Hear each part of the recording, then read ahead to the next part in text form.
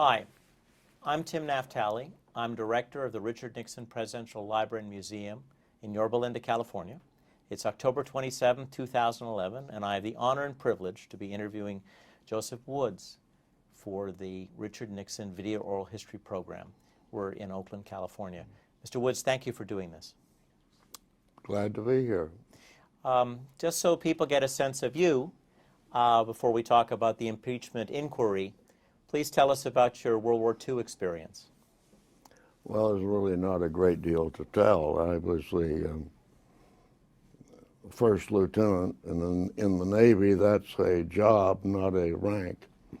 The first lieutenant's in charge of the deckhands and the integrity of the hull and response to fires and that sort of thing. And I was in the Pacific for almost the entire service, well, almost entire service, from 1944 until I was separated in 1946. Where did you see action? Which battles were you involved in? Well, I was on a landing ship, and for the most part, the Navy sits around and waits for the next thing to happen. At least our part of the Navy did. The landings that I participated in were the initial landing on Luzon in the Philippines, which happened at a place called Lingayen Gulf over on the east side of Luzon. And then later, it was there on the first day of that one in January of 1945, and then April the 1st of 1945 at the first day landings on Okinawa. So you thought maybe you'd be involved in the landings on Honshu, the main island of Japan. Well, it would have been Kyushu, actually, was going to be where they were. Yes, and I was had already been given a thick book of information about what the beaches on Kyushu were like and what to expect. And what to expect was all hell breaking loose. As Okinawa proved to be, the most costly battle in the Pacific War was fought at Okinawa, and it was going to be Okinawa squared or cubed. It was going to be really bad. For this project, we interviewed someone who was working for President Truman. What was your reaction when you heard about the use of the atomic bomb? Huge relief, because it meant we weren't going to have to we weren't going to have to land on Kyushu. Let's fast forward, shall we, to the 1970s. And please tell me how you came to be recruited to serve on the impeachment inquiry staff. Well, I received a telephone call early on January the 1st of 74. Woke me up, as a matter of fact, from John Doerr, asking me to take the job. How did you know him, or how did he know you? We were law school classmates at Bolt Hall, the University of California Law School in Berkeley. And then I had worked with him on some matters after he went back to Wisconsin to practice, while he was still in private practice before he went to the Justice Department. I worked on cases with him, so he knew me as a practicing lawyer, and he also knew me as a law student. Tell us a little bit about you and Mr. Doerr in law school. What was Bolt Hall like at the time you went there? Well, it was a very fine law school, but it was a very small school. There were 120 people in our class at the outset. We had some infusions from outside, and we had some dropouts, some voluntary and some involuntary. We wound up with a class of 80 graduating, and John Doerr and I were among the 80. It was a very intimate experience. I knew all the professors very well. Certainly knew all of your classmates pretty well. What was Mr. Doerr like as a law student? He was a good student. Did you socialize with him at the time? Yes. What kind of law did he specialize in when he went back to Wisconsin to practice? I couldn't answer that. I simply don't know. But you worked together on some cases, you said. On some matters, yes. I have in mind that he practiced in New Richmond, Wisconsin, which is not a very large community, so I would imagine that his practice was quite diverse, as was ours in Oakland. But I can't beyond that, I can't answer. Did you stay in touch with him during the 60s when he was in the Justice Department? To some degree, but not a whole lot. He was pretty busy, for one thing. What kind of law did you specialize in during that period? Well, I specialized initially in whatever would come through the door, because those were kind of hard times. It was very difficult for a lawyer to get started, very difficult for a lawyer to get a job. So I did a great variety of things, including domestic relations, bodily injury, insurance defense, various transactions, wills and estate plans. Did you do any work, trial lawyer work as well? Oh, yeah. So Mr. Doerr calls you, and what does he say he wants you to do?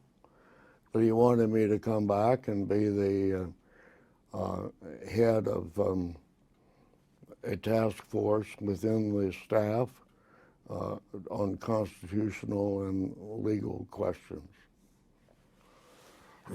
Did it surprise you that he asked you to focus on this particular aspect of his new charge? No, it surprised me that he called at all. It didn't particularly surprise me that he asked me to do that as opposed to something else. Had you worked on that? Was that something you had a particular interest in? No.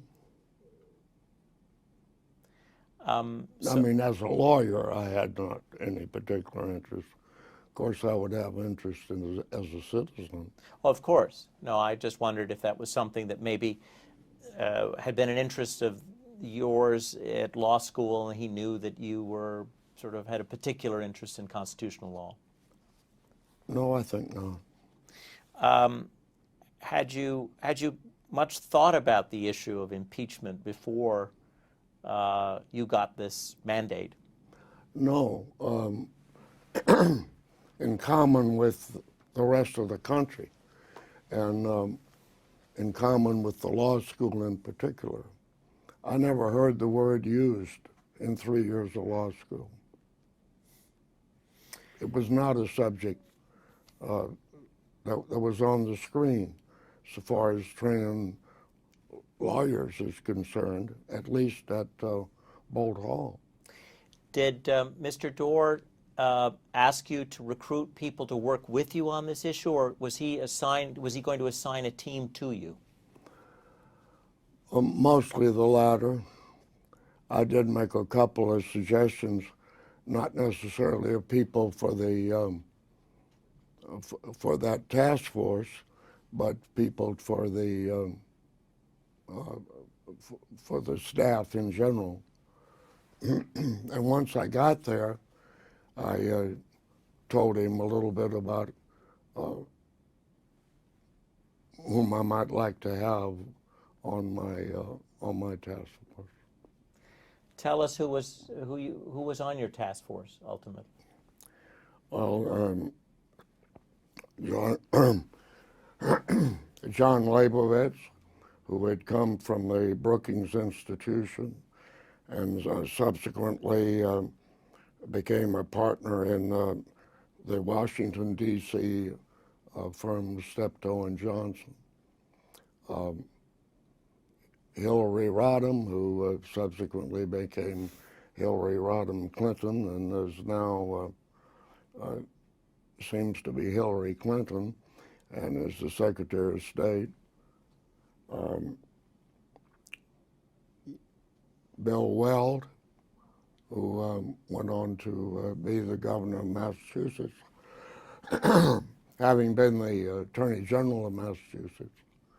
He became a governor and now I think is an investment banker or something of that sort in New York City.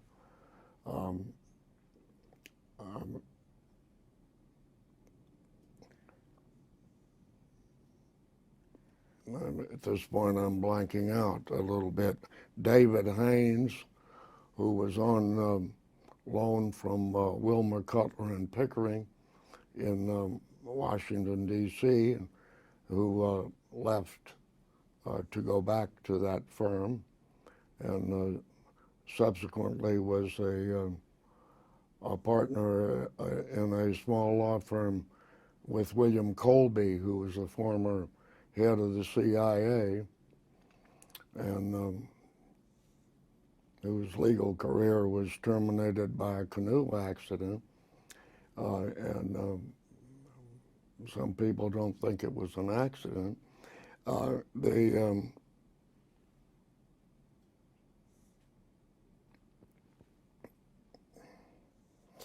Was John David? There were several others, but sorry, I didn't mean to interrupt. But was John Davidson?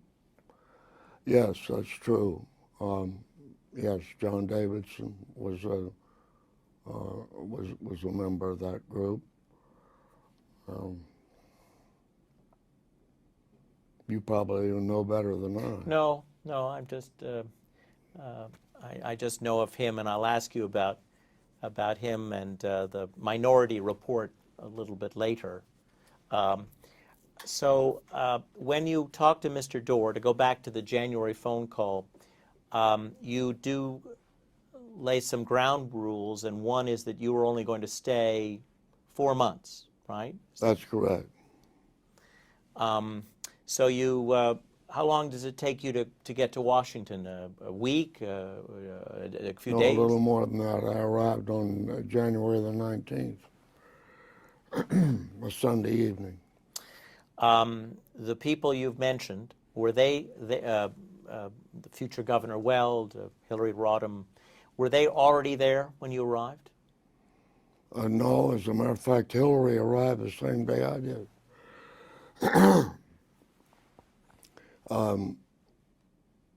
Leibowitz was already there. I'm not sure about Weld. I would say Davidson came later. I'm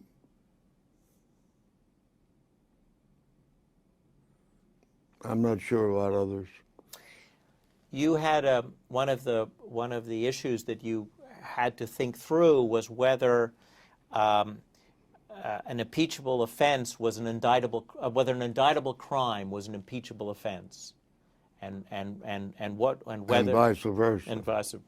And how, just to give us a sense of what you can remember, I know it's a long time ago, how did you go about as a group working through these issues? Did you do a lot of legal research? Did you sit down and discuss? Did you assign memos to various people? How did you do this in those first weeks? Well, first we didn't consult secondary sources particularly. We were much more interested in the primary sources. So we examined impeachment cases of the past, and there were very few American impeachment cases at that point. I believe a total of 13, and most of them were judges. And most of the judges, their problem was that they drank too much. There were very few people from the executive branch. There was only one of a president, and that was Andrew Johnson, which obviously was a highly politically motivated event, similar to the subsequent impeachment of Bill Clinton.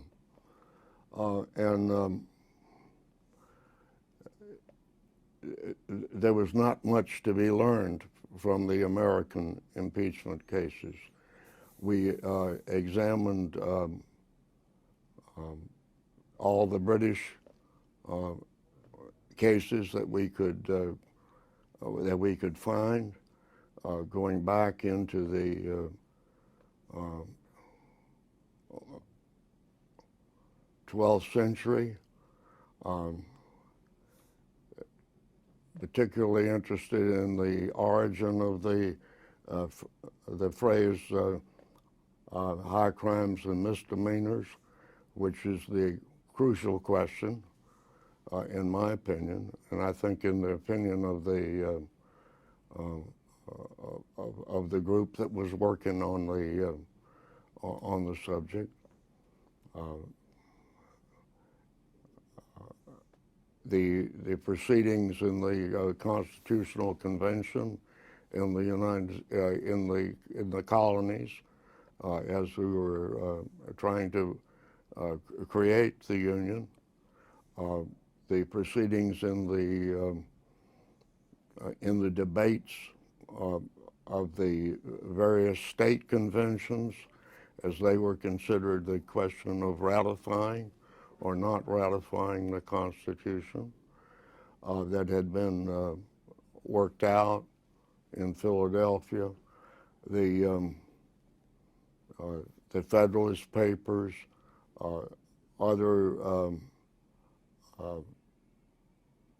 the proceedings in the first session of Congress after the Constitution had been ratified. The first session of the Congress was made up in large measure of people who had been in the Constitutional Convention. So they carried on the debate. They carried on the debate about the issues that had been before the Constitutional Convention were carried on in the first session of the Congress, and they were mindful of one theme that had come out of the state conventions, and that was the need for a Bill of Rights.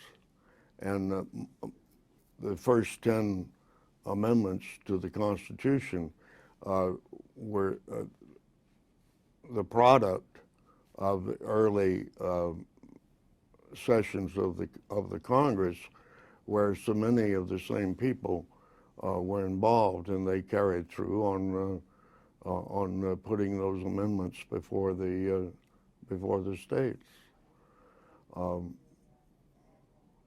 I think that about covers it. I may have missed something.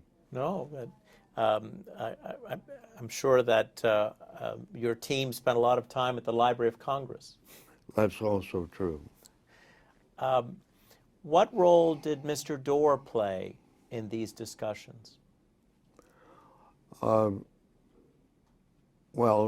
of course, he was the ultimate decider of all issues that had to do with the functioning of the staff. I think he was an interested editor, but he allowed the a lot of latitude and a lot of freedom in developing what we thought was the right academic approach to what we were doing. He liked to crack the whip, said, let's do it faster. But apart from that, he let us do our job, and we reported to him, obviously. Was it difficult to reach consensus in your group on how to define high crimes and misdemeanors? Not for most people. It was for some.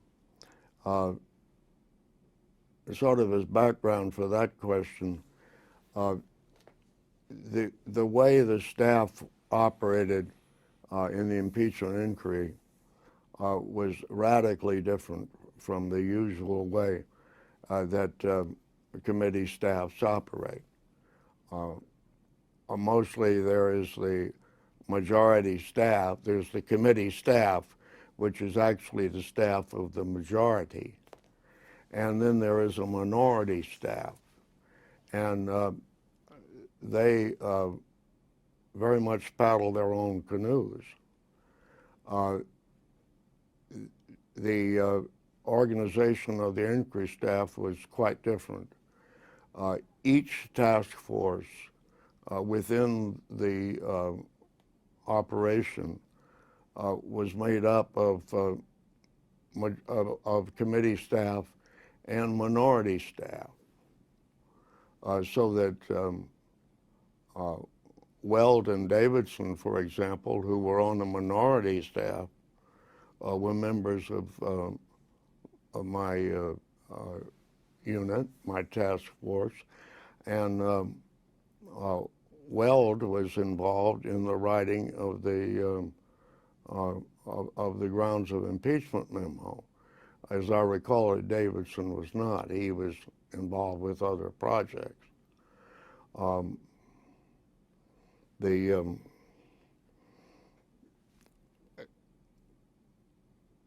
think we worked effectively. For the most part, we worked amicably. Obviously, there were some disagreements.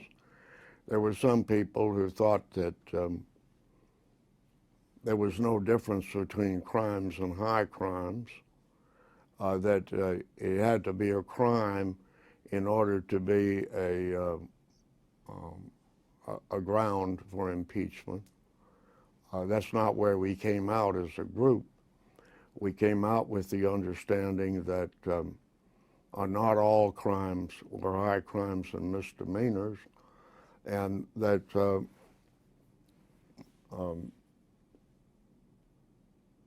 conduct that was not criminal could be a ground for impeachment. Have in mind that there were no criminal statutes of the United States at the time that the Constitution was adopted. So, but the Constitution had in it high crimes and misdemeanors. It couldn't have meant crimes as came to be defined in the criminal statutes of the United States, because there was no United States, and therefore there were no such statutes. There were no federal crimes. So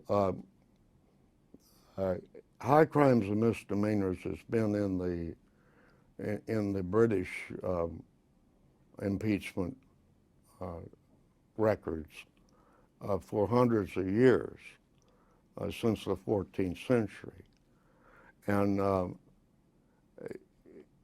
it has never appeared anywhere else. It says treason, the Constitution says treason, bribery, and other high crimes and misdemeanors. And I took it, and ultimately our group took it, to mean that, that there are two very important words in that. One of them is other, and the other one is high. And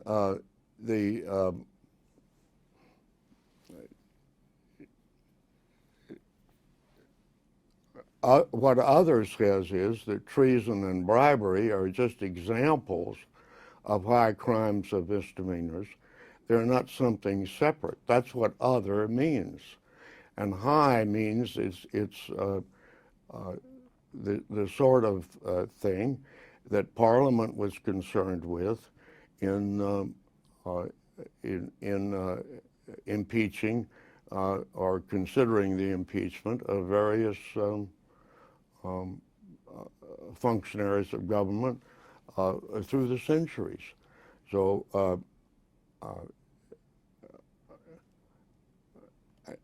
ultimately, I think the committee came to, that is the Judiciary Committee, came to that same conclusion and actually applied it, because I don't think there was any question but that Richard Nixon was guilty of perjury in connection with his income tax returns. He had filed false income tax returns, and there wasn't any doubt about it in my mind. But what did that have to do with the functioning of the government? What did it have to do with his presidential office? This was just a cheating taxpayer. And it was something between him and the IRS. So the committee declined to adopt an article of impeachment that had been prepared based on the Nixon tax returns. I think that there couldn't have been a clearer evidence of their acceptance of that proposition that not all crimes were high. Also, you have to look at the word misdemeanors, which meant something very different to these people from what we think of as, oh, well, it's only a misdemeanor. It's not a felony. That's not what they meant. Misdemeanors meant misconduct, and it was high misdemeanors. It wasn't just doing something that wasn't nice to do. It was doing something that was that struck at the system of government, the institutions of government, and it was all predicated in that. Nobody was impeached in those impeachments for consorting with one of the chambermaids. He was impeached for failing to use appropriated funds for the purpose for which they had been appropriated, or he was impeached for securing official recognition for a sea captain who turned out to be the infamous Captain Kidd, the pirate. Things like that were actually abuses of their office or that undermined the whole system of government. When your staff completed this memo in a month, I believe it just took you a little over a month. Yeah. And then was it then presented to the committee and the committee voted on it? How did the committee, was this just to inform the committee, or was the committee supposed to endorse this as the view of impeachment? What was the procedure that you followed? I don't believe that, I honestly don't remember, but I would doubt that it was anything that was presented for their approval. There were people on the committee who felt strongly that we were wrong about the significance of crimes, and who felt that it had to be a crime. And they felt that way all along. And I've talked to one of them just a few years ago, Charles Wiggins, who still thought what he had always thought, and that was that it had to be a crime in order to be a basis for an impeachment. He never wavered. Although he wavered about whether he would support an article of impeachment after the smoking gun transcript came out. That's what I interpreted it to mean.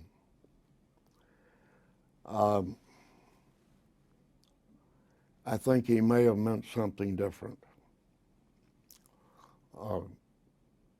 based on talking to him long afterwards. And that was, it was no longer tenable for Richard Nixon to be president of the United States. That he ought to go, not necessarily because of impeachment, but because of what else had happened in the society at large. The notion that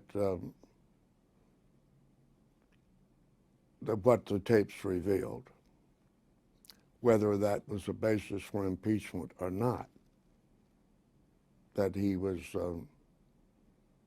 no longer capable of performing the office.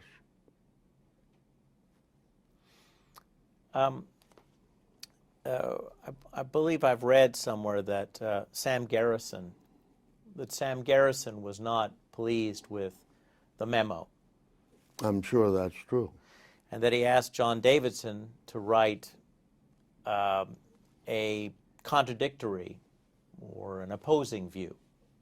Do you remember that there was a minority response to your basic memo? Yes, there was such. I did not necessarily know that Davidson wrote it, but I certainly would believe that was Davidson's position, and it was certainly Garrison's position. I think that they were Nixon loyalists, and that they were not necessarily approaching the subject without a bias. But that's my opinion, not a fact, I suppose. One of the other issues that arose early on was the issue of using a subpoena. Do you remember participating in discussions about how to obtain additional information? Yes.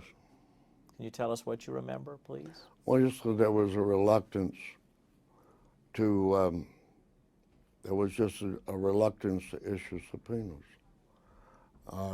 I truly never understood what the reluctance was. That is what the basis of it was. But yes, there was a reluctance. You're using the passive voice, so I'm going to ask you, was it a reluctance on the part of Chairman Rodino? Was it from the committee, or was it from members of the staff that you saw this reluctance? I suspect it was both, but I'm not sure. We haven't mentioned him yet. Tell us what role Burt Jenner was playing in your work in that early period.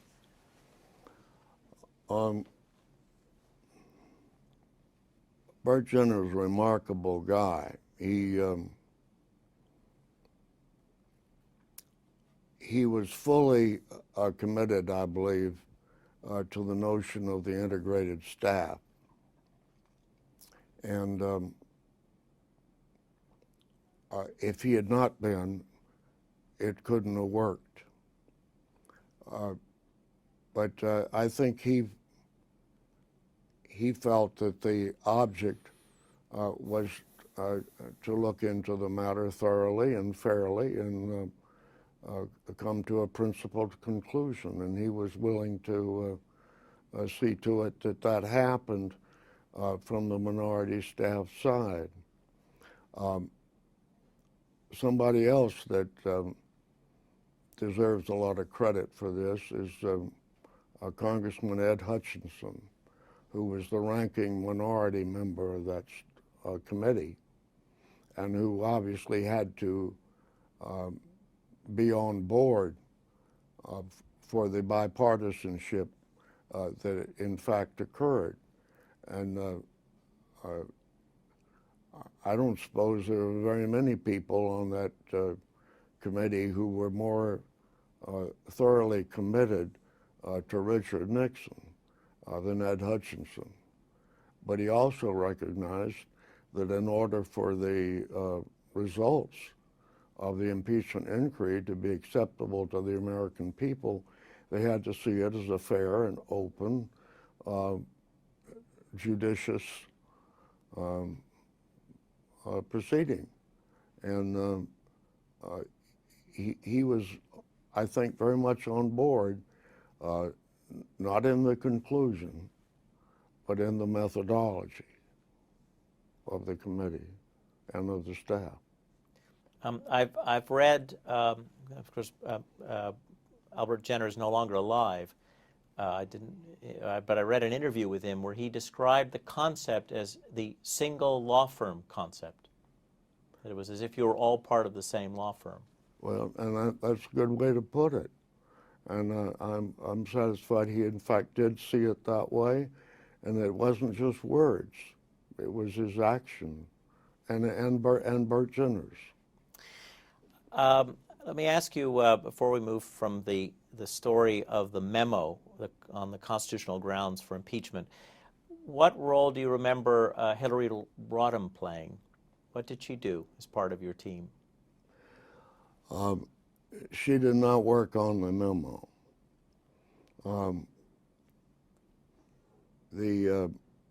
Her principal role came later in working with me to draft the procedures that the committee would follow in conducting its hearings on the evidence. She and I essentially did that, obviously with John Doerr's approval, but Hillary and I wrote those procedures. Could you, to help us understand some of the issues involved, what I suppose part of the challenge was that there hadn't been anything like this for a century. So, but what were the questions you had to resolve to write these procedures? Well, the starting point is that the rules for the conduct of those procedures could be whatever the committee decided they were going to be. The derivative from the fact that the sole power of impeachment is lodged in the House of Representatives is the proposition that the House can make its own rules. And those rules could be as restrictive and as secretive, provide for secrecy.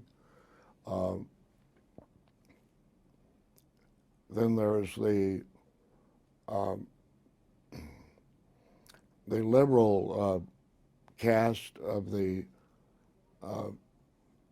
Democrats on the committee, who were firmly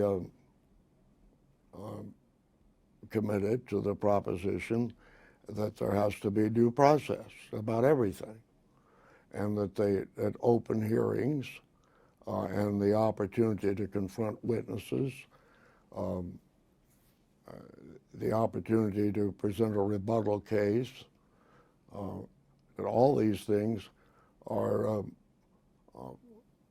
part of what the United States is all about. So they weren't about to assert their prerogatives if it meant trampling on what they considered to be the rights of everybody, including Richard Nixon.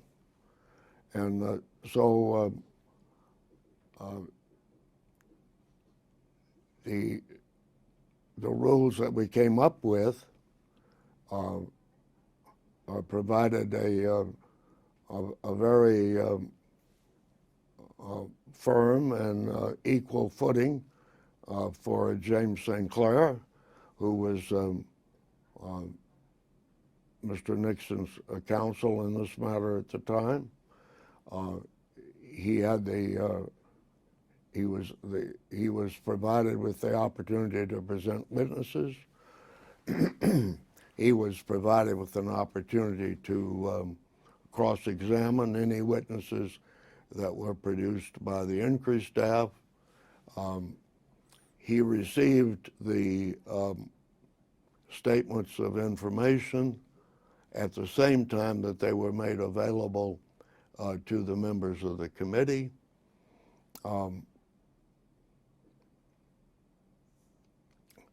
In general, the effort was to make this a fair and open proceeding. Now, it was done in hearing rather than in a meeting, and that this was on purpose, that the evidence would be developed and not in the atmosphere of a congressional hearing where all the members of the committee make speeches. Rather, the members of the committee got to sit there and be judicious and listen to the information that was presented, and then later take their votes about how they viewed the various potential articles. So were you? I know there was an evolution in the position on St. Clair's ability to cross-examine. In the beginning, he did not participate in the first depositions, and there was some debate over what role he should be given. We took a very few depositions in which he did not participate, and these were terminated very early in the process, so that by the time the statements of information were released to the committee and to Mr. Sinclair, his position was very clearly defined in the procedures of the committee. Well, you'll have to indulge a historian. We like to see change and understand it. Would it be fair to say that you and Hillary Rodham were among those arguing that he should play a role?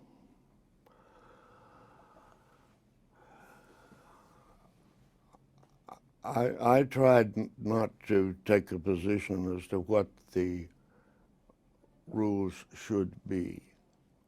I took a position on what the rules could be, which was unlimited in their scope, and let the committee express its views. Actually, it was more a subcommittee of the committee. Its views on what the rules ought to be. And then we, Hillary and I, tried to write rules that reflected what we understood the committee to be, the subcommittee to be saying to us. I do not believe that we recommended to the subcommittee any set of rules other than to say that here is what we think you said, committee. do we have it right? The subcommittee was chaired by Representative Kastenmeier from Wisconsin, and I remember that one of the members of the committee was Representative Hungate. I think he was from Missouri. And wherever he was from, Mr. Hungate was very clear about the importance of affording proper latitude to the defense. And I would say that he, as much as anybody, was the architect of the spirit of the rules that were finally adopted, and that what Hillary and I did was to try to put on paper our understanding of what was necessary, the details that were appropriate to give effect to that spirit. Where did the idea of memoranda of information come from? The idea, as you said, that the staff would prepare the evidence in advance and present it to the committee in executive session. Was that something that John Doerr developed as an idea? Did you participate in that? Very early, we said something about to the committee about how that we would present the facts and that they could determine the consequences, basically. And the ranking member, majority member of that committee was from Houston, Texas. His name was Jack Brooks. And Congressman Brooks was very clear about everything. And one thing he made very clear was that the committee determined the facts.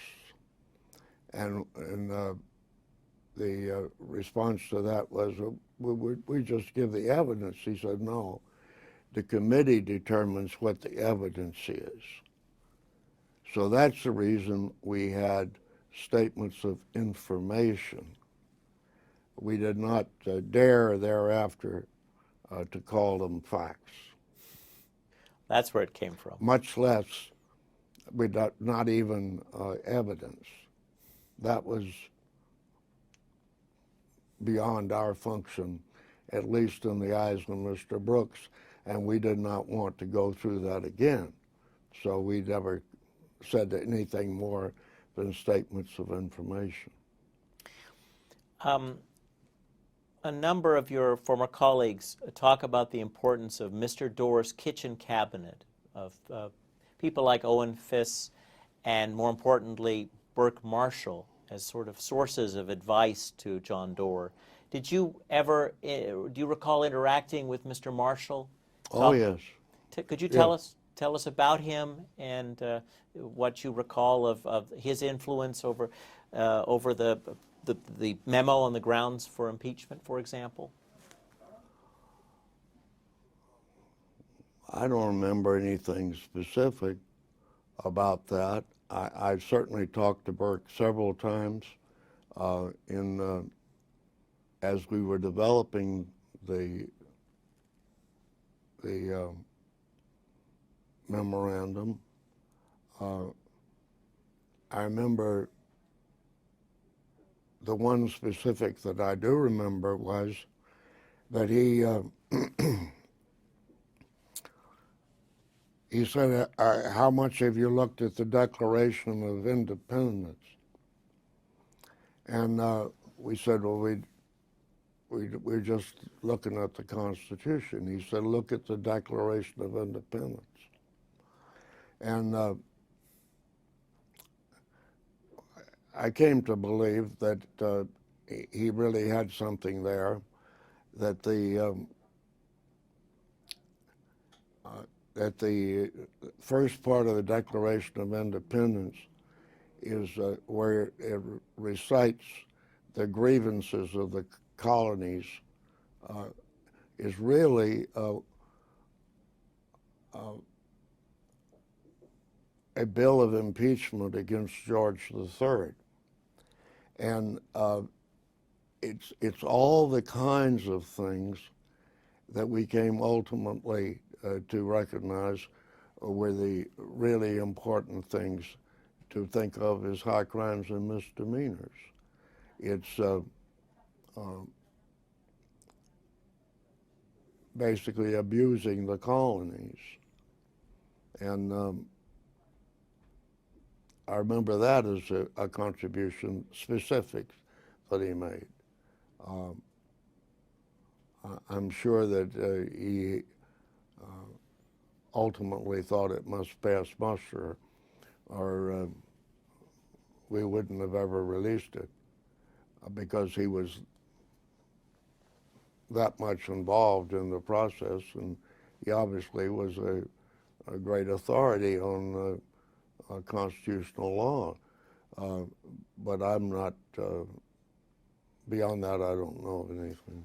A number of other members of the staff recall the importance of Mr. Doerr's civil rights past in shaping how he thought the evidence should be presented, and how the evidence should be collected and how it should be thought about.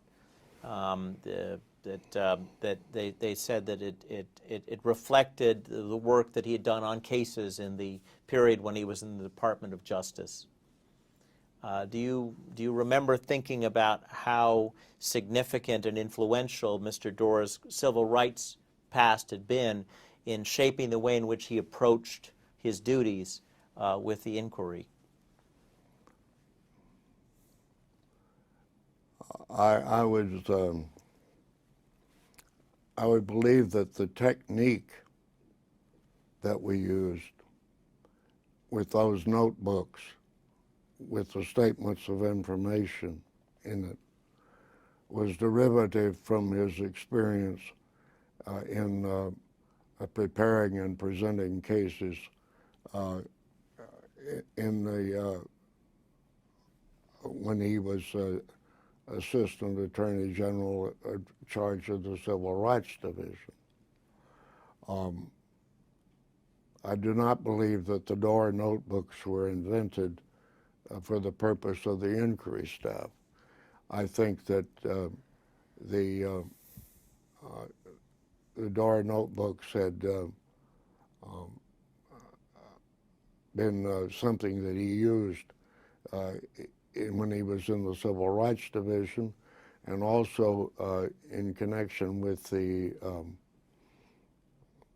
Attica riots in the prison in New York.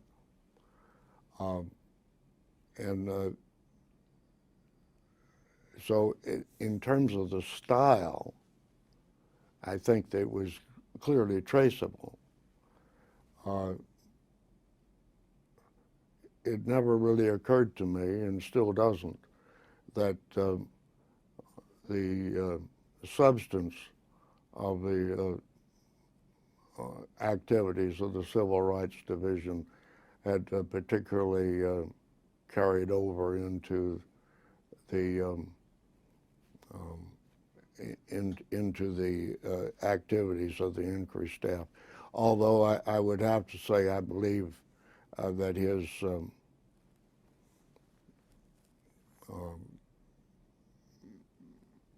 excellent performance of his duties in the Justice Department had a great deal to do with his ever having been selected as the special counsel to the Judiciary Committee.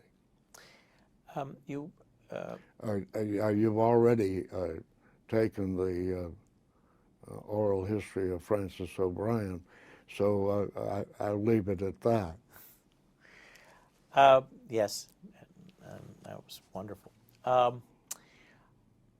How did Mr. Doerr try to create a non-partisan climate in which you would do your work? Well, he made it crystal clear, and I think that that Burt Jenner did too, that that's the way it was going to be. And he also made it clear that nobody was going to talk to the press. And that if anybody talked to the press, he was going to be the person to talk to the press. And I think we had all of 2 press conferences, both of them very early in the proceeding. And they were occasions that Chairman Rodino and John Doerr and I appeared, and that and that I said nothing, and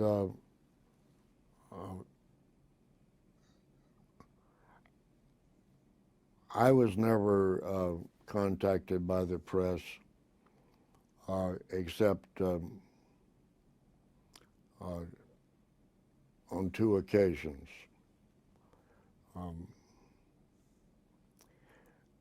Before one of the meetings of the committee, Sam Donaldson came up to me in the lobby, and he started to talk to me, and I said, "Sam, you know I'm not supposed to talk to you." And he said, "Oh," and that was the end of that conversation. And another conversation was with a man who was the right-hand man to Jack Anderson.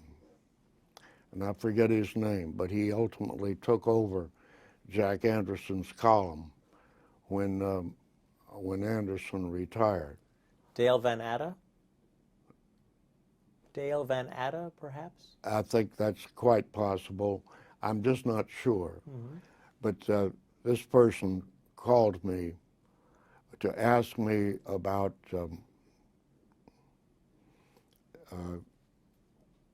the fact that Rosemary Woods was Ms. Secretary to Mr. Nixon, and my name being Woods, and Rosemary Woods, and Rosemary Woods had a brother whose name was Joe Woods, and he was the chief of police in Chicago, maybe the sheriff. I don't know. He was, anyway, a head of a law enforcement arm in Chicago. And I remember saying to the man that I wasn't supposed to talk to the press. And thereafter, he found my mother in the East Bay, and talked to her. She assured him we were not related to Rosemary and Joe of Chicago. Those are my only 2 contacts with the press. I don't believe there were any leaks out of that staff.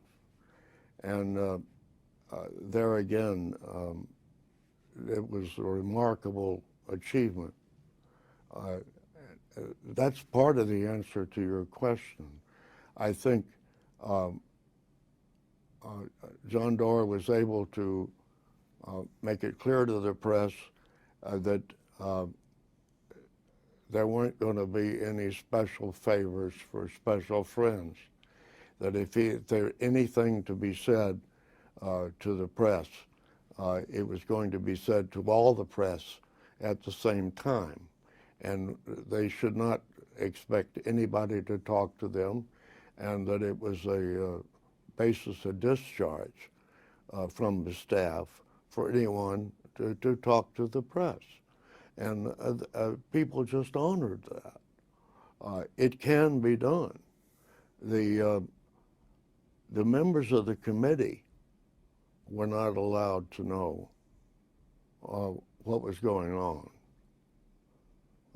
other than what was being published to them.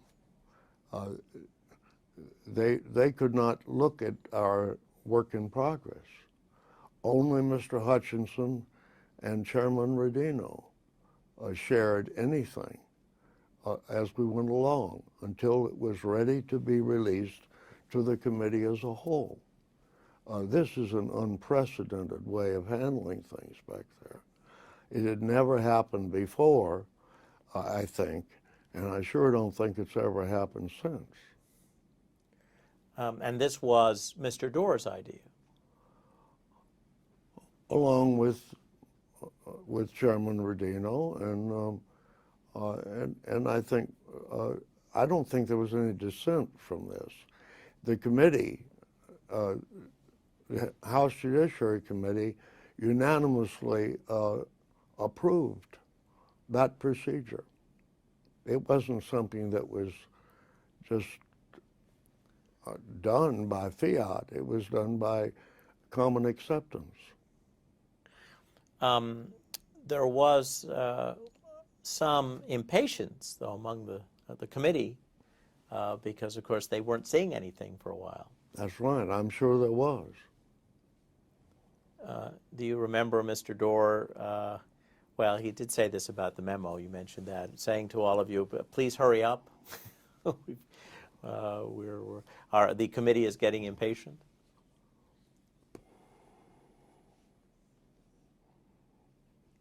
No, but I don't think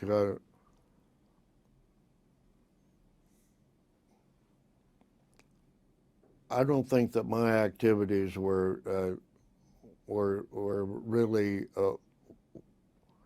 what was might be perceived as a bottleneck thereafter.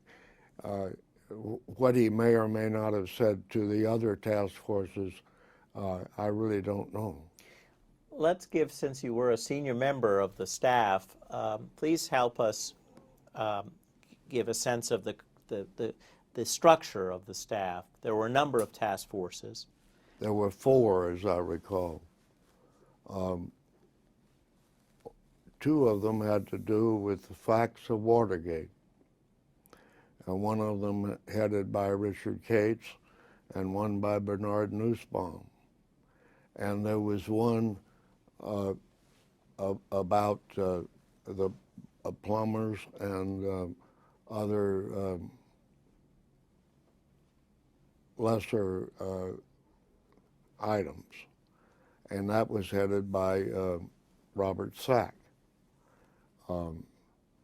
Cates, Nussbaum, and I were all senior associate special counsel, and Sack was a associate special counsel.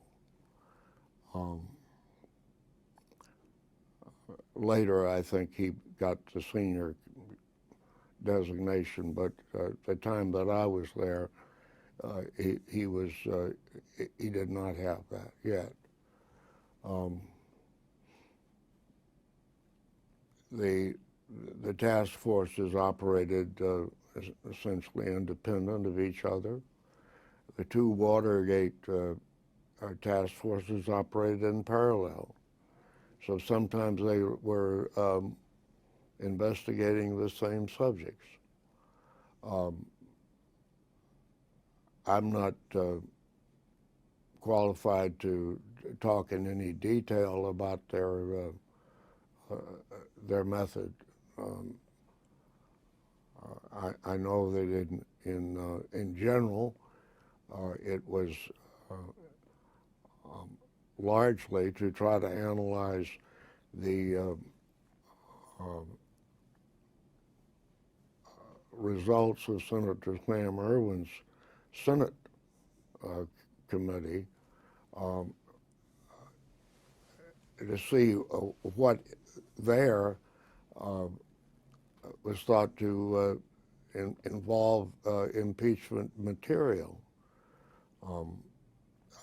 it wasn't limited to that, but I know that was a large piece of it.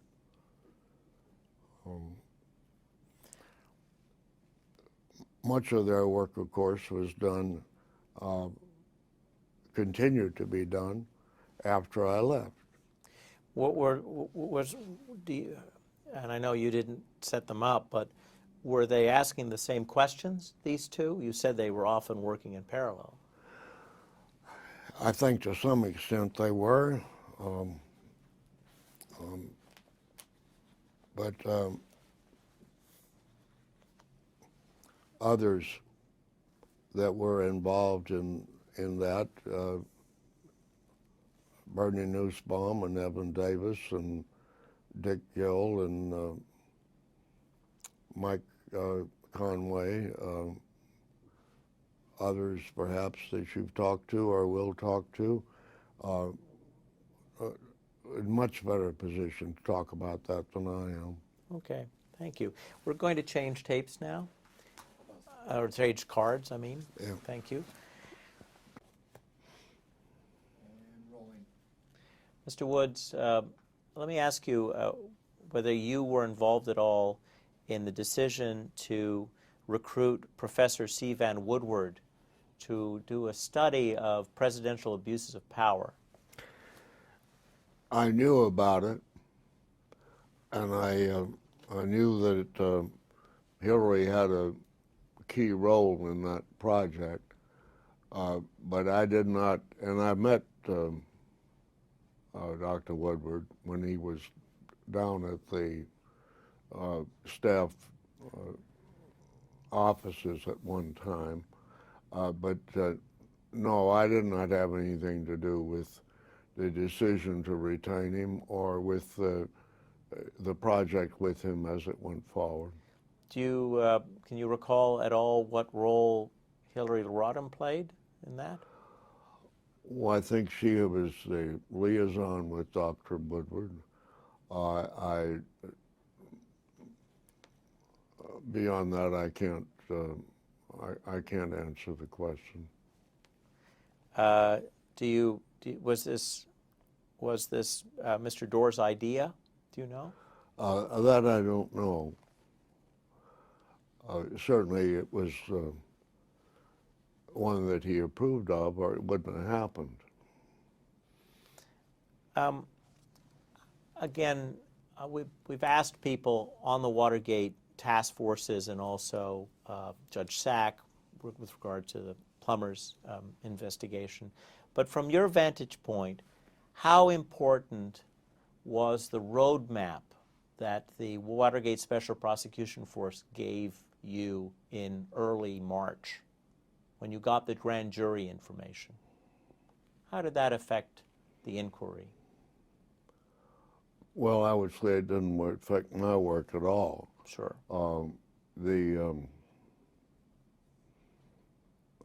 I, in fact, listened to some of that stuff that was in the black briefcase. I originally was sent down to collect the black briefcase from Judge Sirica, and I thought it was, Mr. Doerr thought it was just a question of a responsible messenger going down and picking up the briefcase. It turned out, of course, that it was a litigated issue as to whether we should have access to the briefcase or not. And I did attend the hearings before Judge Sirica about whether we should get the briefcase or not.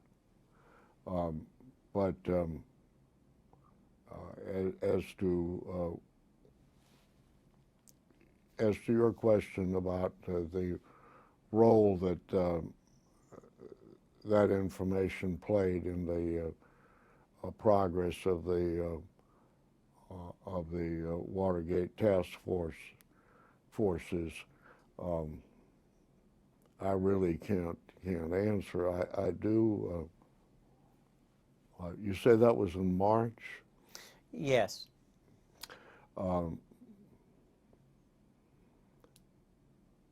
know, they'd been working on it for months before that ever got there, and I'm just not sure whether what they gained out of it. Again, others would be in a position to comment on that, and I'm not.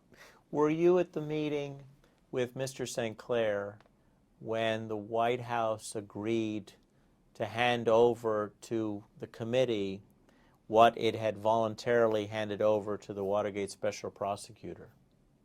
No, I don't believe so. I was present when the subpoena was served on the White House, but I don't remember the other.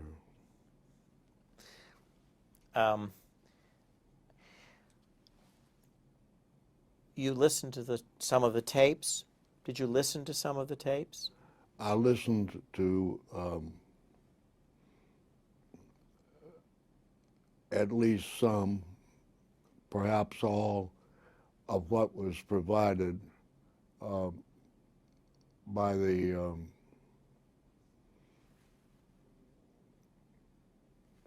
special prosecutor. I don't believe that I listened to anything beyond that.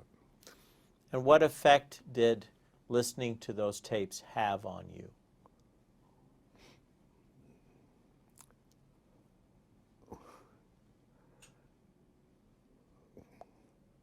They were inclined to put me to sleep. I didn't.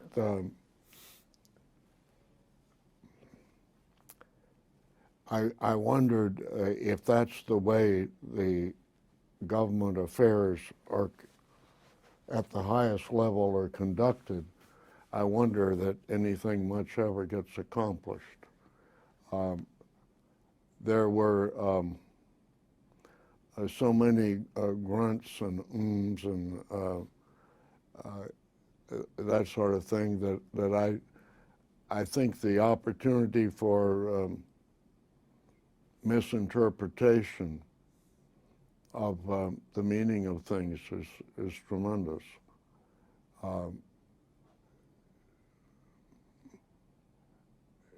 Perhaps there's some visual communication that's going on with them, but just listening to to what's said, I think a person could very easily misinterpret what was being said there. Before we started this interview, you were telling me that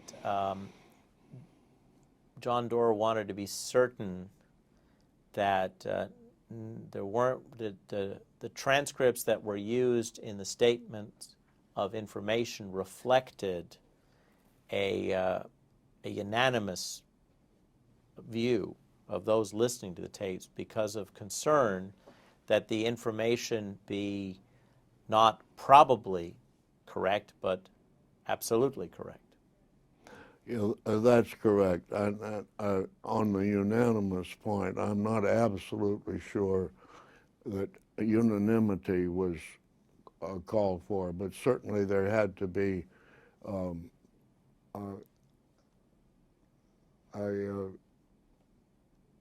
heavy preponderance of agreement, and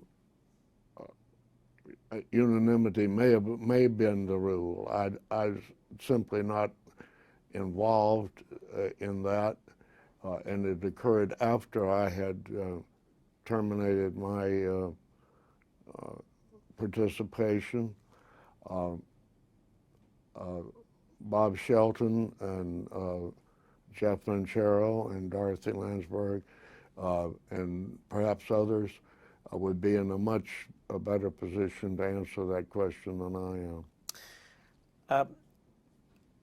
To what extent did you allow yourself to come to any conclusions about the impeachability of the president's actions? Oh, I think as you went along, it became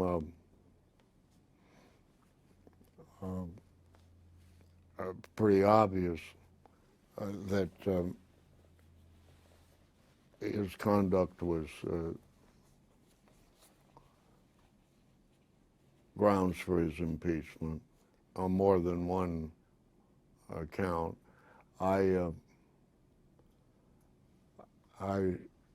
had come to the same conclusion that the committee ultimately came to about the income taxes, that was not the kind of thing that was properly considered in the impeachment context, however appropriate it might have been for a criminal prosecution. No, I thought that there was plenty there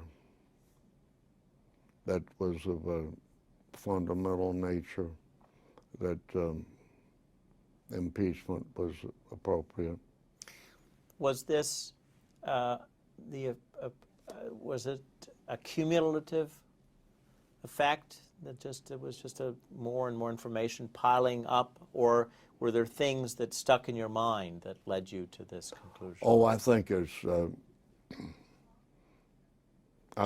cumulative. I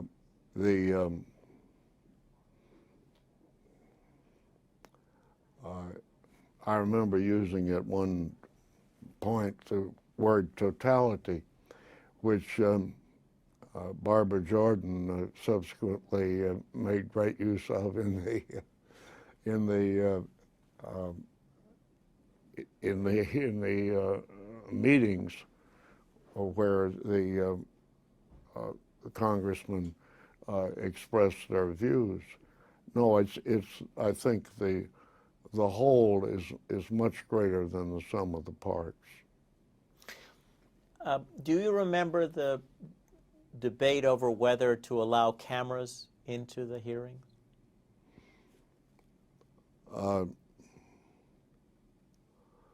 No, I guess the answer is no. The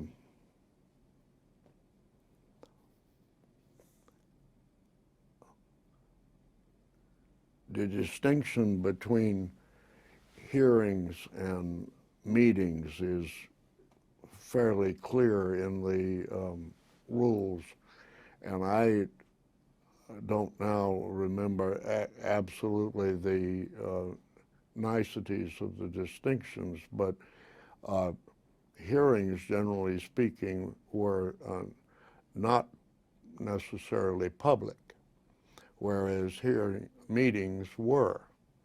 And Lord knows there were a lot of cameras in the meetings. If you sit at the council table with all of those lights on your back, you get the idea that you're warm enough that there must be a lot of light. The statements of information were given during meetings, weren't they? Or were they given during hearings? Hearings. So the meetings were before. There were meetings before where the committee heard reports of how things were going in general. There were meetings to discuss what the rules were going to be. That was all discussed in meetings. And those were not open to the public. They were closed. The meetings were open to meetings are open to the public. It's hearings that can be closed.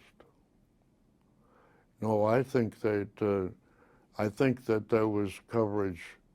I know there was coverage for meetings. Whether there was anybody particularly interested in some of the meetings is another question. So I can't really say for sure that the press was present at the meetings of the subcommittee that discussed those rules. But there certainly could have been. Well, we know that the hearings where the statements of information were read were closed. That's correct. And only the debate afterwards and Mr. Doerr's statement, you had left by then, but that was open. I believe you had already left when the issue came up of whether or not to have witnesses come before the committee, or was that discussed while you were still there? When I think the rules permitted the calling of witnesses.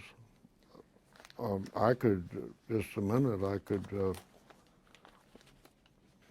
look and see.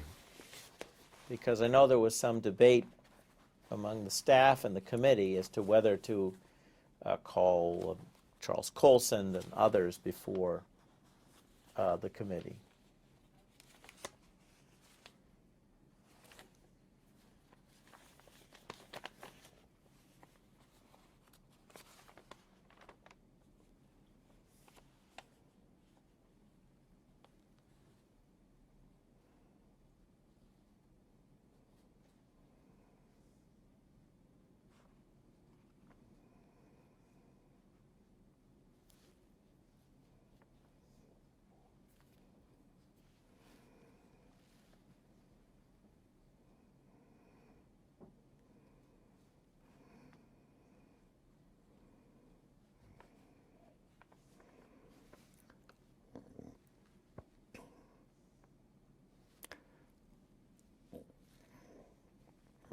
It's not as clear as I thought it was.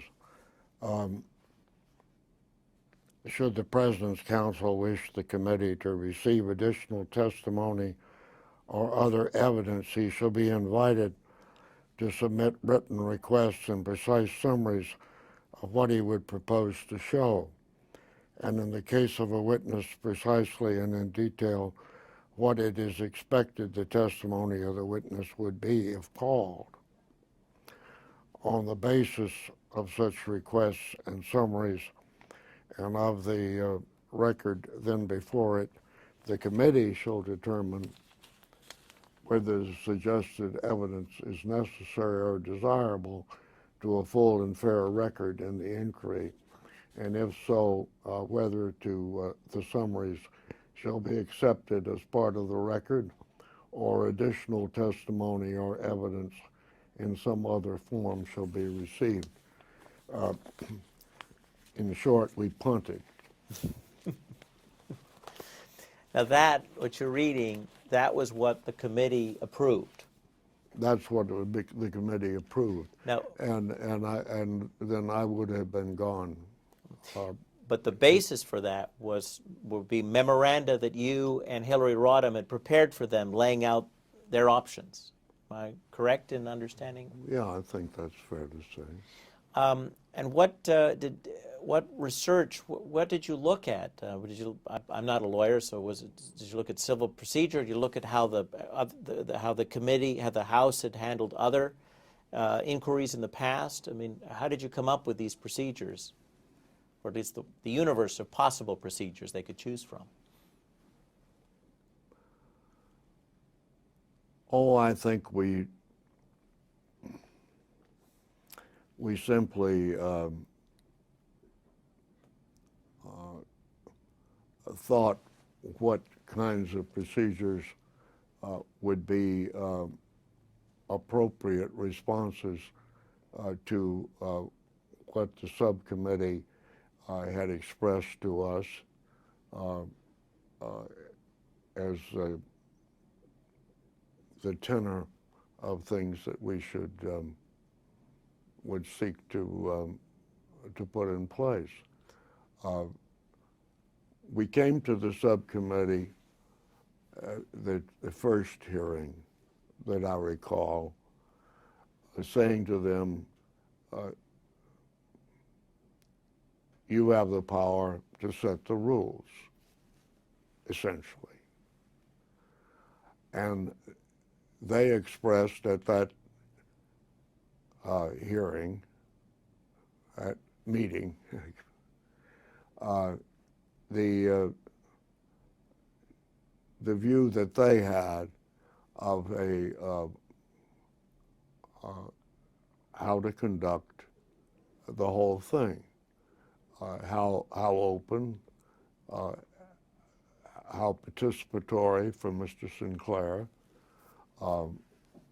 and we, Hillary and I, then tried to produce something that was responsive to what we perceived as the instructions we had been given by the subcommittee. And I'm sure that Mr. Doar looked at those before we went back to the committee and say, how about this? And they probably had some more thoughts about how they wanted things to be a little looser here and a little tighter there, and I frankly don't remember the detail. But that was the general progress. After you finished this, did you have another task for Mr. Doar, or was this at about the time when you left? I worked on some of the statements of information, and John asked me to accompany him to the first presentation of the statements of information. And I'm going to have to backtrack on something I said earlier. I know that the public was present at the presentation of the statements of information. What I don't know is whether the press was there or not. But I do remember that there was an audience. I said to him, look, I'm going to be leaving very soon. And I don't think it would be wise to start these proceedings with me sitting there beside you at the council table, and then I'm gone. That will give people something to wonder about, and we just assume they didn't wonder. So I think you should start with somebody else. And he said, who do you think it should be? And I said, I thought Evan Davis would be a very good choice, which ultimately he was the choice. And I think was from what I saw as a spectator on that he was a good choice. So I attended those first 2 or 3 presentations, but as a member, but as an observer. Why was it decided to read the statements of information rather than letting the members of the committee read it on their own? I couldn't answer that. I don't know. Because I believe it took 6 months, not 6 weeks, I mean, it took 6 weeks to read all the statements of information aloud. That presentation took quite a long time. Well, it makes sense, I think, to have everybody get the same treatment.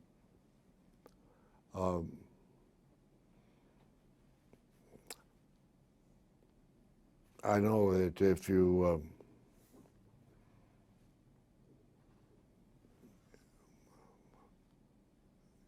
read something with a certain inflection, it maybe gives it a meaning that it doesn't necessarily convey to everybody who reads it on his own.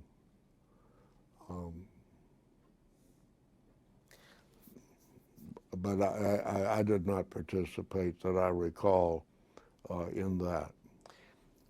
After you left, of course, there was the discussion over whether Mr. Doar should make some kind of summary presentation. And Chairman Rodino was very insistent that Mr. Doar actually show that he had come to some conclusions, which was not what Mr. Doar wanted to do. During the period you were there, did you see Mr. Doar attempt to resist coming to conclusions? I asked you about how you began to see the issue of the impeachability of the president's conduct. But did you, as somebody who was close to him, had known him since law school, how did you see him wrestling with this issue?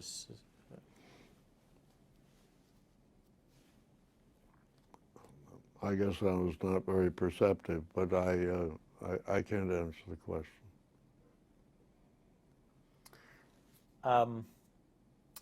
You leave roughly the 10th of May.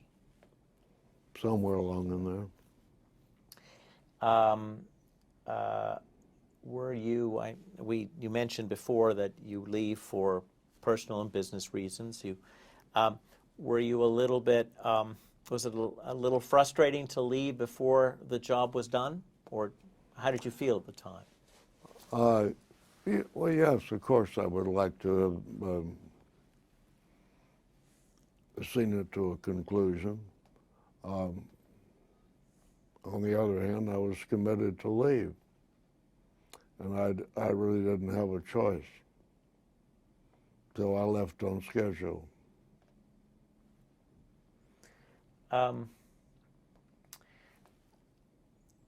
When you left, did you have a sense that the committee would attain bipartisan agreement on the impeachability of the president's conduct? You leave in early May. Was it clear then, or in a sense it's an interesting experiment because I've talked to people who stayed right through, and so it's harder for them to date when they were convinced there was going to be a bipartisan majority. But when you left in early May, did it look like there would be support on both sides of the aisle for at least an article of impeachment? Oh, I think it would be presumptuous of me to answer that question. No, I can't answer it.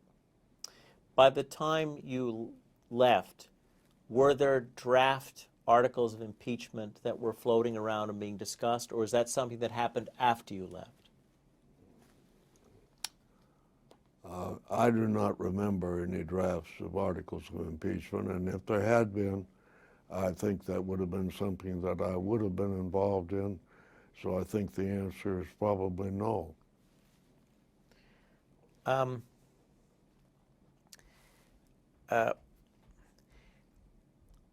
Tell me a bit about, let me ask you this, given the prominence that she would have later, what was it like to work with Hillary Rodham?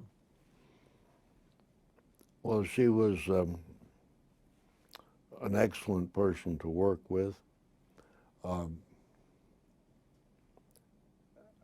She is the one person that I asked for to be on my task force. I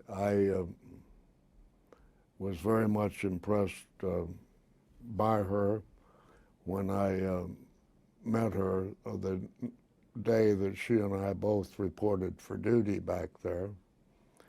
And I specifically requested John Doar to put her on my task force, which he did.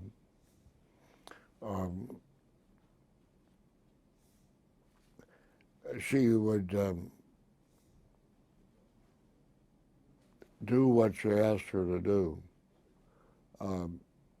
I never heard her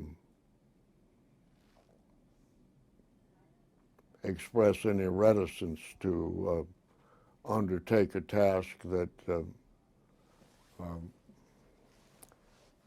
might seem mundane, given that she had recently finished a prestigious law school. She was a very diligent worker. Was easy to work with. I would give her very high marks all around. What did she, since she did not write or help write the memo on the constitutional grounds for impeachment, what were her first tasks?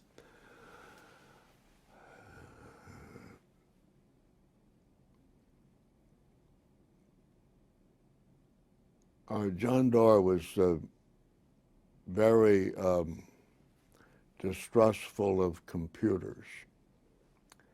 And in any event, they were in their infancy at the time. When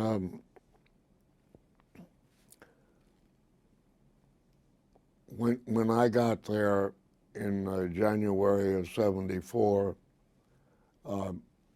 there was not such a thing as a memory typewriter in the organization.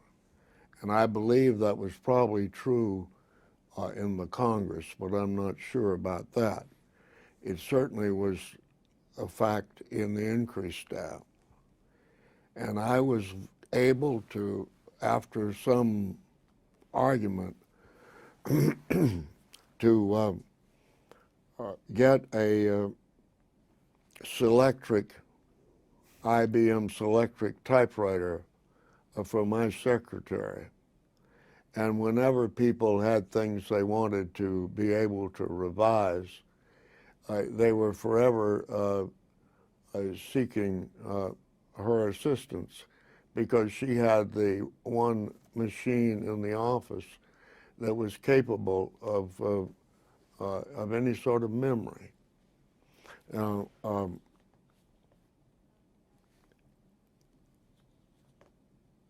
against that background, we had to have some kind of system to try to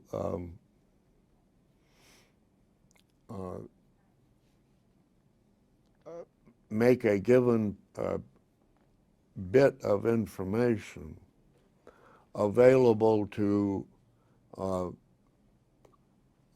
people in various categories of inquiry. Let's take an incident that took place that both John Doerr and I thought had great significance. It took place in Key Biscayne when Mr. Nixon learned of the Watergate report of the apprehension of the Watergate burglars. He threw an ashtray across the room.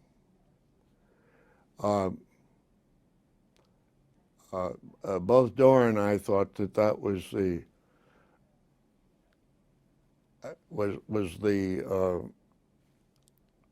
disgust of a person who said they blew it, that it was not the anger of someone who thought it was a wrong thing to have done. Now, that makes very nicely the distinction between the statement of information and the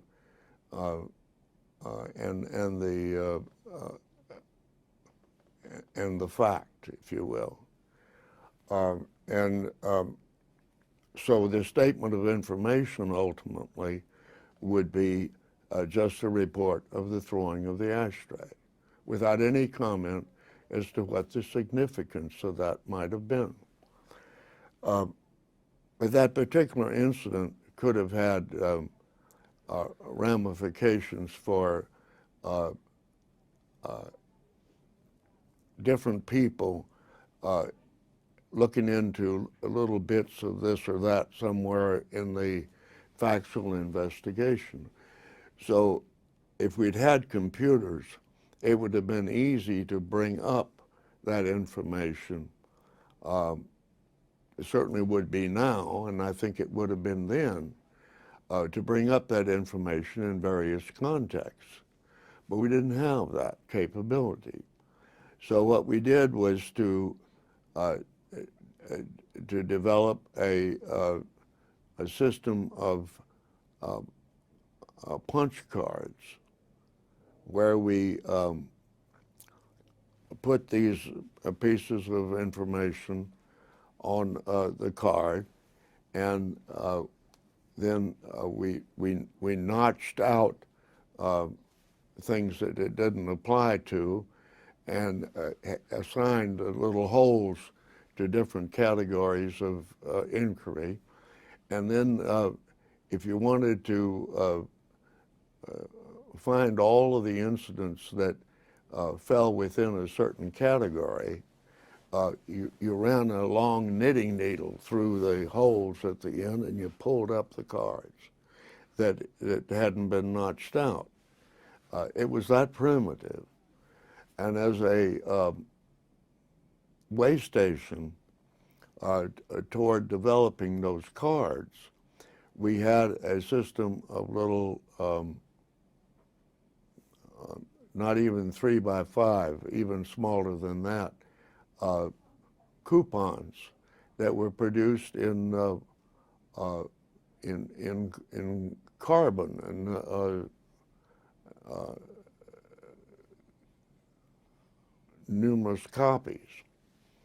And these were filed in different databases, if you will. And designing those little coupons and working out the system of the cards that were going to be picked up by the knitting needles was something that Hillary and I worked on. And that's what she was doing, which was essentially grunt work, while some of the other people had the fun of writing the grounds memo. And she never complained. Then you gave her, though, the more interesting task of working on the procedures. Well, that's true. By the way, this whole process emerged because Mr. Dorr didn't like computers. I mean, could you have used? Well, I'm not sure what the capabilities of computers were at that time, and I'm not sure I understand what they are yet. But I'm gradually getting there, but very gradually. So you and Hillary Rodham worked then with the library, with Maureen, because the library then was wasn't that where all these coupons were placed in the end? Beats me where they were. I don't remember. I simply don't remember. I get the general impression that the system was not very successful, that it didn't serve the purpose very well. But of course, I'm not sure that the computers of that day would have been that helpful either. I'm just wondering where you got the idea for the knitting needle and I mean, where did that come from? I know it's been a long time, but do you remember where that came from? No. No, I do not. But anyhow, so you and Hillary basically distilled the material down to these cards, which would then be transferred to these punch cards. Well, no, I'm not trying to say that she was making the entries on the cards. I'm saying that she and I worked on the trying to figure out what the system was going to be. And I think it was a mighty labor to produce a mouse in the final analysis, and it was not a successful thing. Tell us, please, a bit about whether you and the other senior advisors to Mr. Dorr, did you meet regularly? Did you meet every day? Did you meet once a week just to share information about what your individual task force were up to? Or did you just have, you would go and see Mr. Dorr when you needed to? The latter. the latter. Um,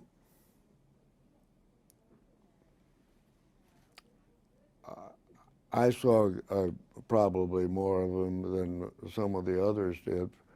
For one thing, for the first month, we actually shared an apartment. And so I saw him every day in that context. Housing was not exactly easily come by in Washington then, and it took a while for there to be a place that I could move into and bring my wife back. I read an interview with Leon Jaworski, who had known Mr. Dorr from the period when Mr. Dorr was in the Department of Justice. They'd worked on some cases together. Mr. Jaworski recalled speaking to Mr. Dorr in the first month that he had the job, so January largely, maybe early February too, and Mr. Dorr expressing to him some frustration because of the disorganized nature of the information that came from the Senate and the difficulties of getting from where? from the Senate committee, and the difficulties of getting your arms around it. And so Mr. Jaworski made our point that he really needed the roadmap. Do you remember Mr. Dorr expressing some frustration over just managing the information, the sort of the ocean of information produced by the Senate Watergate Committee in the beginning? No, I don't.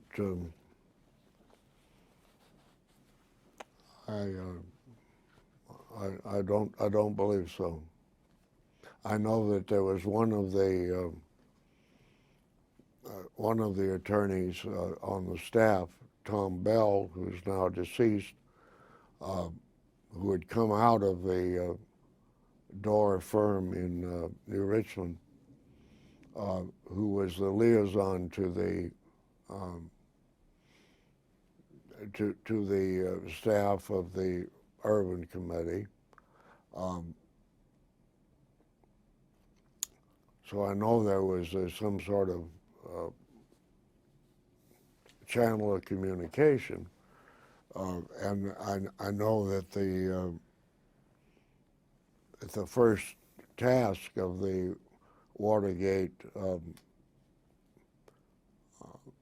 task forces was to try to analyze the Irwin Committee's results and the testimony before the Irwin Committee to see whether there was anything there that struck them as being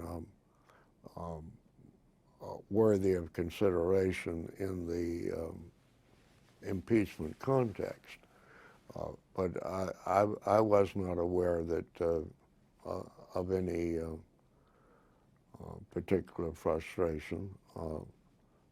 Obviously, there was a lot of information out there that needed to be correlated, so there was room to be frustrated by the enormousness of the job. But other than that, I don't remember anything. How did you know that Mr. Dorr believed that the throwing of the ashtray was significant by President Nixon at the time that he heard? He told me so. So he thought it might mean foreknowledge of the break-in.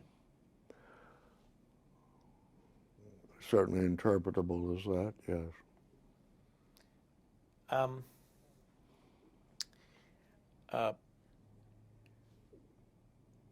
In that early period, were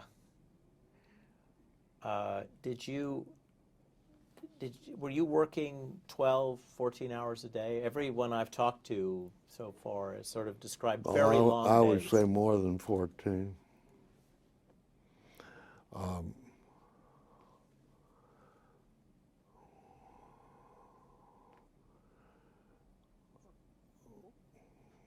We would get up and get down there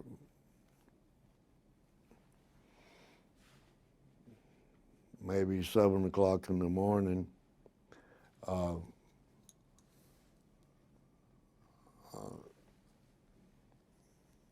Take time out for meals, go back after dinner,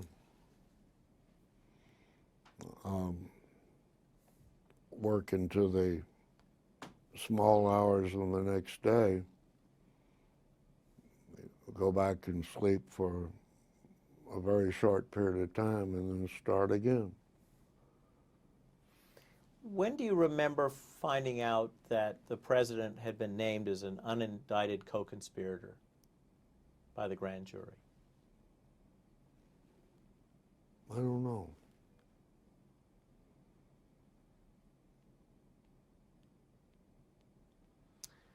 I don't know. I guess now that you ask that question, I don't know that I knew it yet. You left after 4 months, as you told me, because you felt that as a special employee of the U.S. government, you could only stay 4 months, or 120 days. That was my reading of it. Others read the statute to say that that did not apply to employees of the Congress.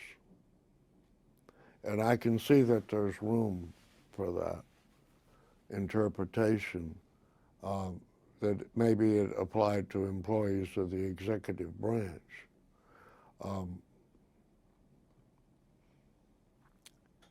There is, in a sense, a kind of precedent for the view that others held. I don't know whether this was part of their thinking or not, but back in very early in the history of the country, I would think probably still in the 18th century, there was a senator from Tennessee whose name was Blunt. And Blunt was one of the few American impeachments that had to do with anything other than a federal judge. He was impeached because he had been trying to instigate a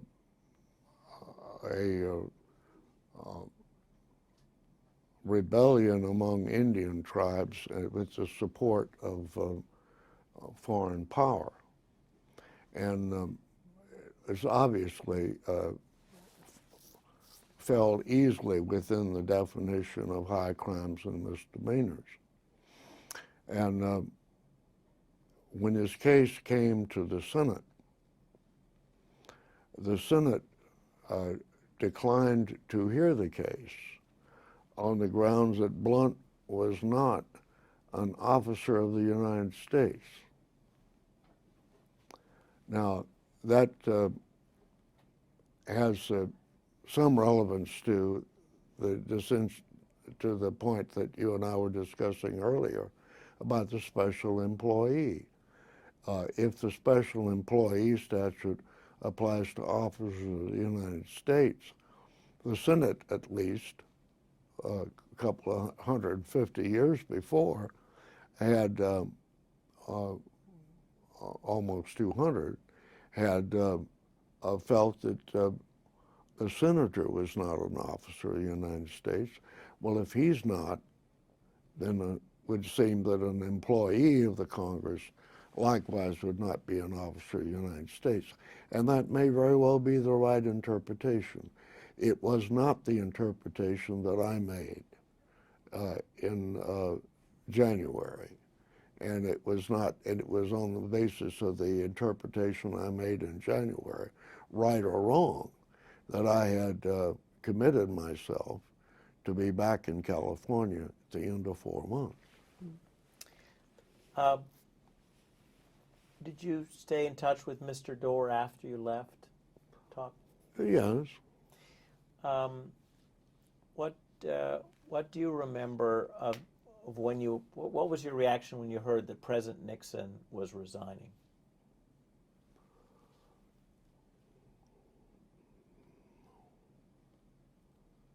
Thought it was high time. Did you have a chance to talk to Mr. Doar about that? No, I did not talk to Mr. Doar about that. What was your reaction when you heard that President Ford had pardoned former President Nixon? That Mr. Ford had decided he wanted to be a one-term president. What about the implications for the work you had done? What about the implications for the larger implications of Watergate for the country?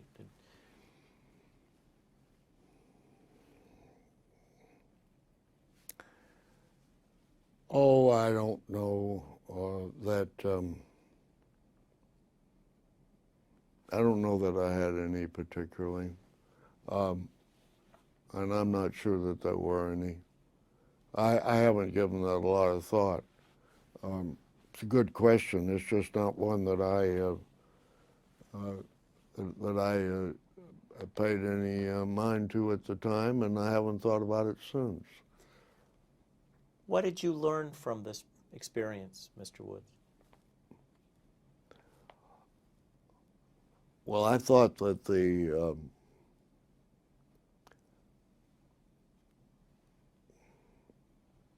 system worked pretty well.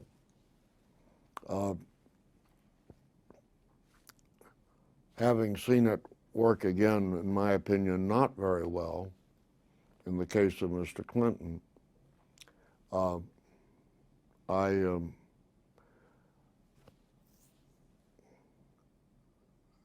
I believe that the integrated staff confidentiality of the proceeding and the willingness of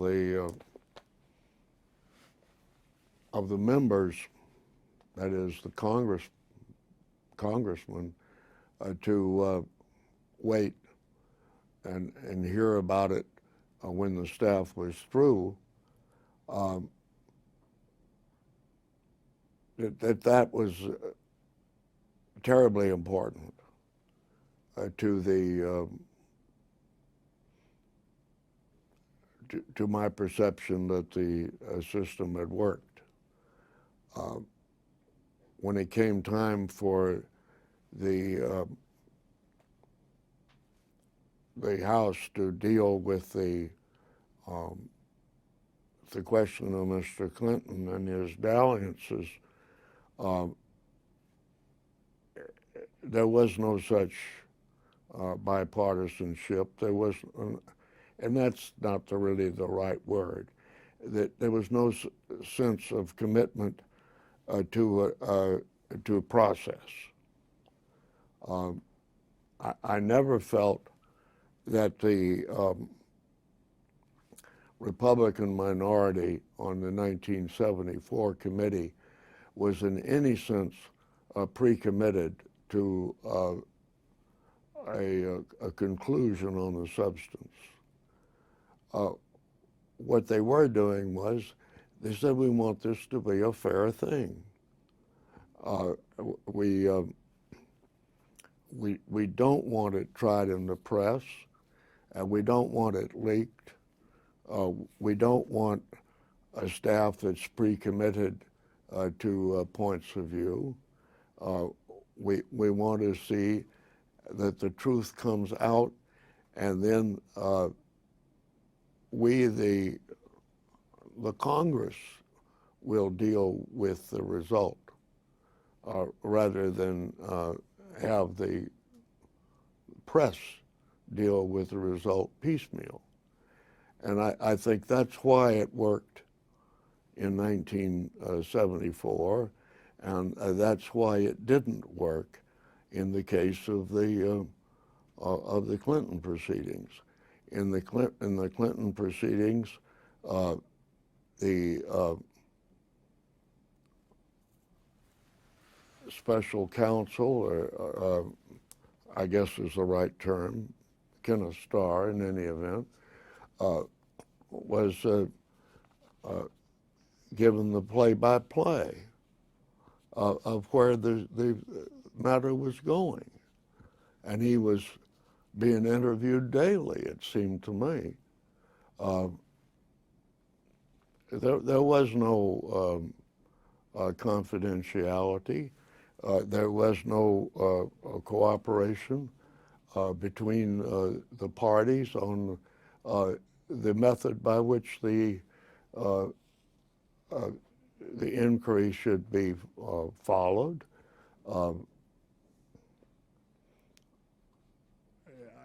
I was interviewed that September by Jeffrey Toobin at the New Yorker, and he said, "What do you think about this?" I said, "I think it's a non-starter." And he said, "What do you mean by that?" And I said, "I just don't think it meets the threshold requirements of its being high crimes and misdemeanors.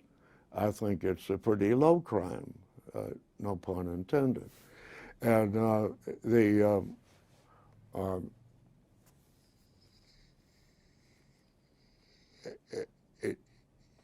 it continued to be that way. And having been conducted in the way that it was something that the people in the country never accepted as being a proper thing. Clinton's support for Clinton continued to be high all the way through all those sordid disclosures. And his impeachment did not have public acceptance. And a reason for that, maybe not the whole reason, but a reason for that was that the facts were dribbled out to people over a period of time. The press was all over the subject, and people had no basis for any confidence that there had been a fair looking into the facts. I think that by the time Mr. Nixon resigned, people were understanding that this was going to be that this had been a reasonable way to approach it, a fair way to approach it, and that there would be a trial and then there would be a judgment. And whatever that judgment was, I think people were prepared to accept that. Certainly not true in the second go round in my lifetime with President Clinton. Do you think the country needed a trial of President Nixon?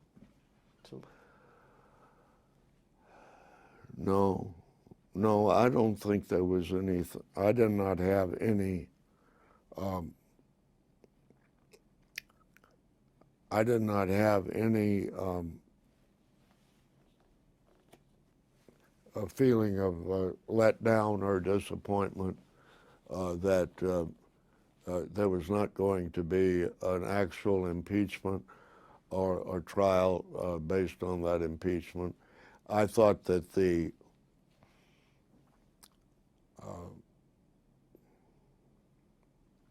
that there had been an adequate public understanding of the need for change, and that Mr. Nixon had probably made a wise decision in doing what he did. What did you think of the coincidence that the person that you had worked with on the procedures by which the House would conduct, the House Judiciary Committee would conduct an impeachment inquiry, would later turn out to be a First Lady for a president who would go through a House impeachment inquiry? Well, I thought it was very sad all around. I had all along the highest regard for her, and I didn't think that she was deserving of the treatment that she got from anybody, including Bill Clinton. But I also don't think he deserved the treatment he got from Kenneth Starr and the Judiciary Committee under Mr. Hyde. I think it was oppressive procedure all the way through. You know, there's a strict prohibition in the Constitution against bills of attainder. The difference between a bill of attainder and an impeachment is that an impeachment is based on evidence, and a bill of attainder is a legislated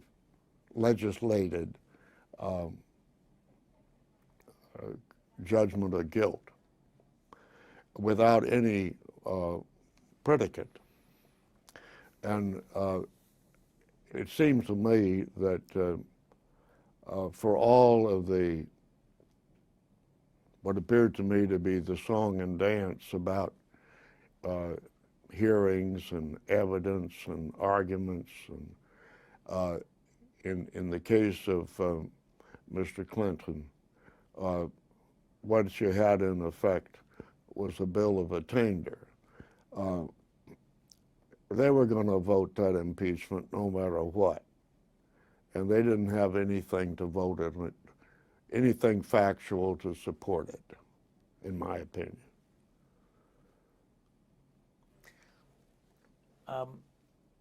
Are there any anecdotes that I haven't elicited from you? Any memories of, you've been wonderful and you've given us a lot of time, but is there something else you'd like to add to the record that we just didn't touch on?